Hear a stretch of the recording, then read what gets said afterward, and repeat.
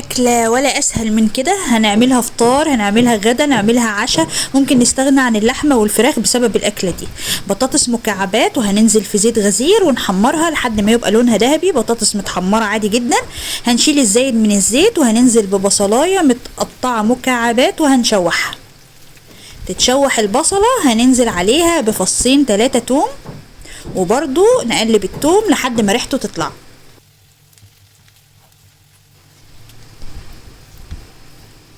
هنقلب وهنشوح صح. بعد كده ننزل بفلفل الوان، ومعاه فلفل حراق، ده حسب الرغبة. اللي بيحب الفلفل الحراق يحط، اللي مش حابب مش مشكلة. وبعد كده هننزل بطماطمتين 3 متقطعين ومن غير قشرهم خالص، مع معلقة صلصة، وهنقلب كويس. البهارات فلفل وملح فقط، فلفل اسود وملح فقط، ربع معلقة فلفل اسود ورشة الملح حسب الرغبة. وهننزل عليهم بمية مغلية.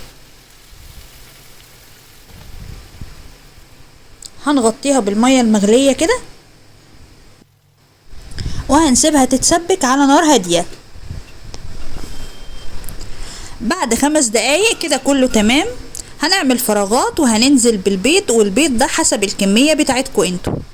انا نزلت ب3 بيضات وفتحت البيض كده. عايزة تسيبيه زي ما هو براحتك، عايزة تفتحيه براحتك. وهنحط بقى الجبن اللي عندنا، ميكس جبن ماشي، جبنة موتزاريلا بس ماشي، بتنقل الطعم في حتة تانية خالص. وهنسيبها برضو على نار هادية كام دقيقة كده، بس البيض يستوي والجبنة تسيح. وهتاكلوا اجمل طاسة بطاطس بالبيض بالميكس الجبن بصوا، هي مش عارفة اسمها ايه، بس هو اختراع خطير وخلاص. هتاكليها بالعيش هينفع، هتاكليها بالشوكة هتنفع. مستعجلة وعايزة تعملي غدا، هتنفع غدا جدا جدا جدا. الولاد هيحبوها، وابو الولاد هيحبها كمان.